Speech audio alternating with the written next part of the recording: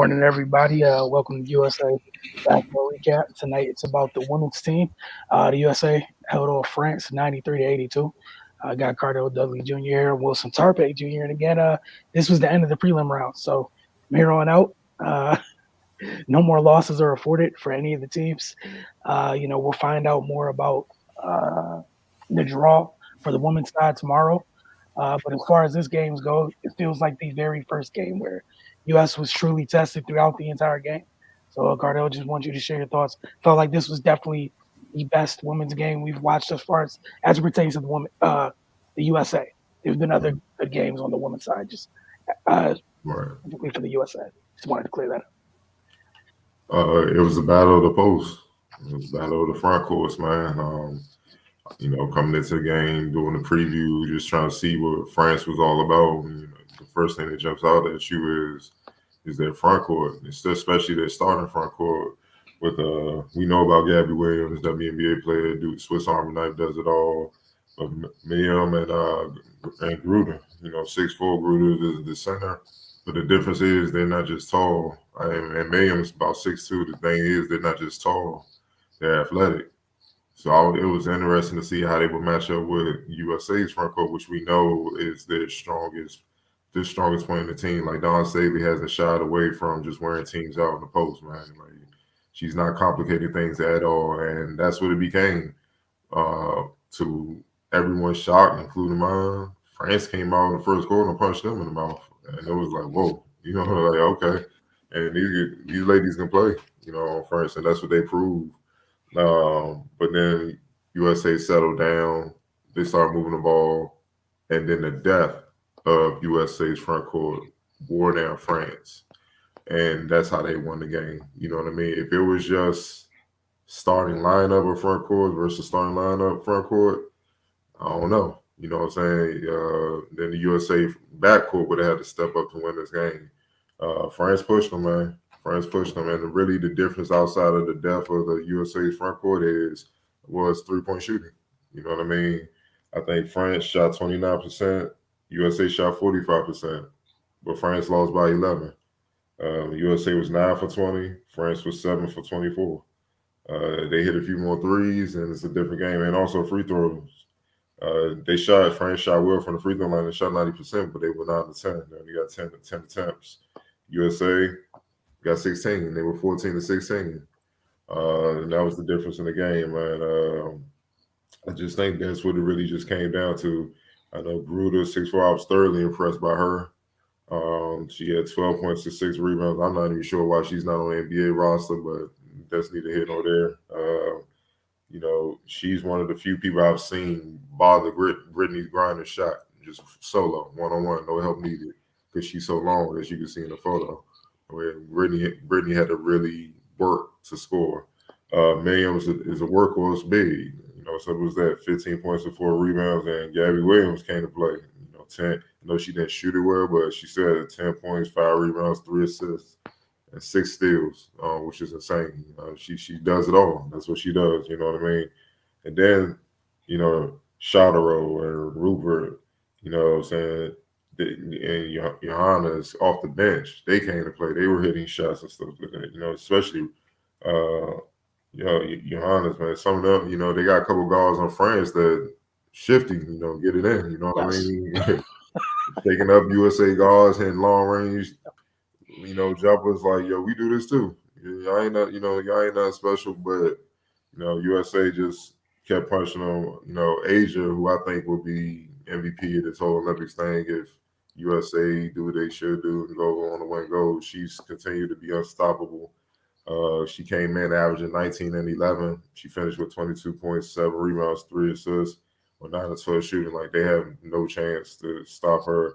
Breanna Stewart quietly, she out here nearly posting triple doubles with 17 points, 7 rebounds, 7 assists, and it's quiet. You know what I mean? Like, I don't know how it's quiet, but it is, because Asia's been so dominant. And Griner's just been solid, 11 points, 3 rebounds. They're not really trying to challenge her. We already know what the result will be if you do. So they're trying to stay far away from her and trying to challenge the other players. And then Tina, Tina Mitchell, when they blowing them out, hey man, just let the offense flow. You know what I'm saying? Make sure I'm doing what I'm supposed to do defensively. Tonight they needed her buckets down the stretch to keep France from trying to come back. She came through in the clutch, 15 points, 5 assists. I think she had 8 points in the fourth quarter. Something like that, 8 to 10 points in the fourth quarter. So on 6 of 9 shooting, she was 3 for 3 from 3. So she was looking like Tina during Mystic season. You know what I'm saying? So they had 30 assists, which I love. Yeah, they had. I know France got them on the boards, but they had 30 rebounds. You know what I'm saying? So 12 turnovers, but that's aberration because Gabby has 6 steals. She's tenacious on defense, so you're not gonna really see too many players do that individually. So that means they took care of the ball. All in all, man, they were efficient, they were patient, and they didn't get rattled when France punched them in the mouth and then go away. They stayed mentally tough and kept going to their bread and butter. Gonna keep feeding the post, feeding the beast, and I'm gonna give Sylvia Fowles a shot. Shout out, she had 9 points, 2 rebounds. She did her thing as well. That's what I mean. You got Tina Charles and Sylvia Fowles coming off the bench, and they just coming in and just add to it. You know what I mean? It's tough. It's tough for any front court to deal with that, man. And then, I love that Dawn. She ain't trying to be a genius out here. Look, y'all can't. I don't think nobody in the world can deal with our post. So until I see otherwise, I'm gonna keep going through the post. Simple as that. Yeah, not too much to add, and to even speak to the quality of depth they have, they finished the game with a different 3. Mm-hmm. You know what I'm saying? Those 3 weren't together outside of the group to close the game, and I think having the luxury of choosing of how you want to mix and match because of the versatility, like you said with Asia, already know offensively. Like the thing that surprised me, I knew it. She just won a freaking MVP. We know how gifted Asia Wilson is. At least for me, what's the thing that's jumped out the most to me is she is such a good defender in space. Mm-hmm. Because of we've said many times, it's the power is it's not equally distributed through the roster. So the bigs, we're seeing 3 big lineups, whatever, what have you, and they're in space. And she's done a great job defending in space. And the lineup that they had to close, I just felt like it was too much to deal with because some of the advantages, you mentioned Gruda and Mayim had even Gabby at times being able to take some of the other post players off the dribble or use her quickness or being able to create separation. With Asia, Stewie, and Tina together, it's a little bit different because you almost downsized to a degree, but you didn't really because all 3 of them have played the 5 at times, but just their ability to move. It killed them closing out the game. And then offensively, this is not a knock on the other types of bigs because, Sil and BG, they can hit elbow jumpers. But with the way France was running around and, doubling at times off different actions, like you said, we've seen Tina do that for the Mystics when she's the number 1 person on the scouting report. In this type of situation, France is trying to put multiple fires out, and Tina's like, cool, these are open looks. You knock them down, and you can't afford to take someone off Asia the way she's rolling. Stewie's raising, like you said, it's weird to say someone quietly had 17, 7, and 7. But that's what it felt like. And 14 of the 17, I think, came in 1 quarter. Then you had Tina, like you mentioned, 8 of the 15 came in the 4th. And Asia was just Asia anytime, almost immediately as soon as she steps back on the court, goes right back to it. But yeah, it'll be fun going forward to see who they end up drawing, and then just the combinations that Dawn uses, depending on the opponent. Right.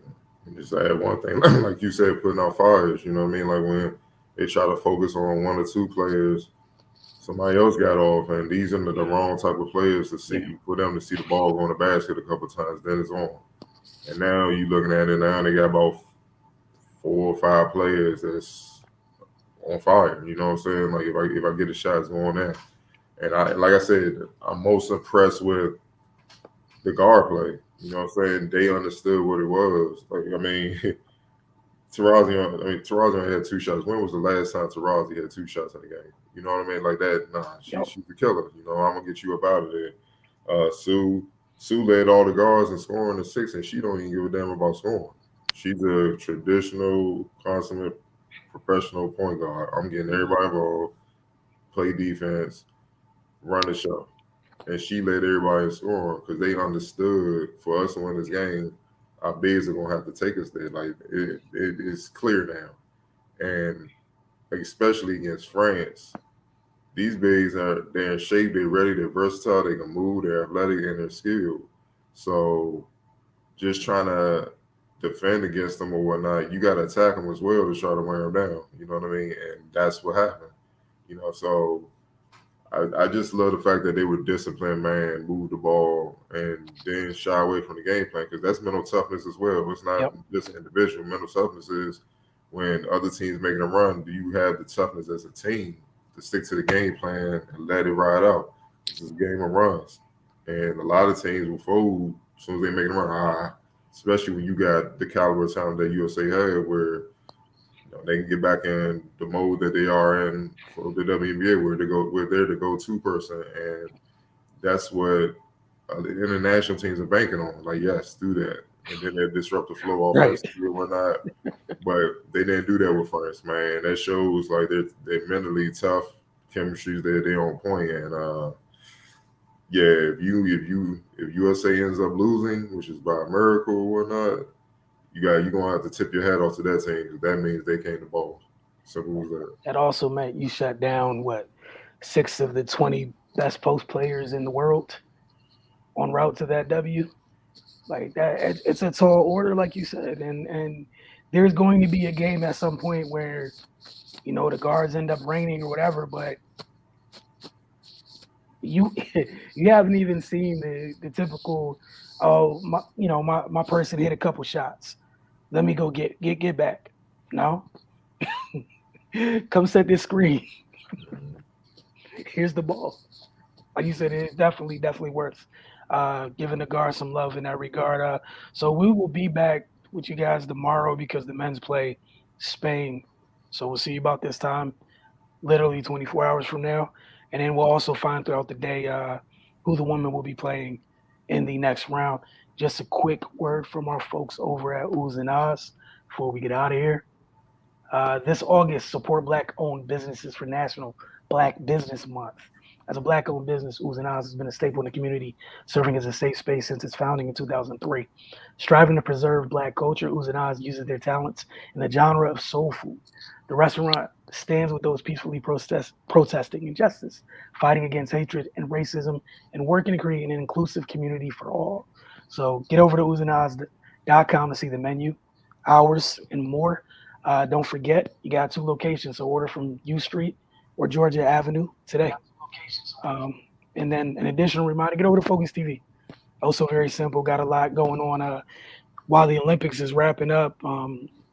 Man, WNBA is about to ratchet back up as well because the second half of that season's happening as well.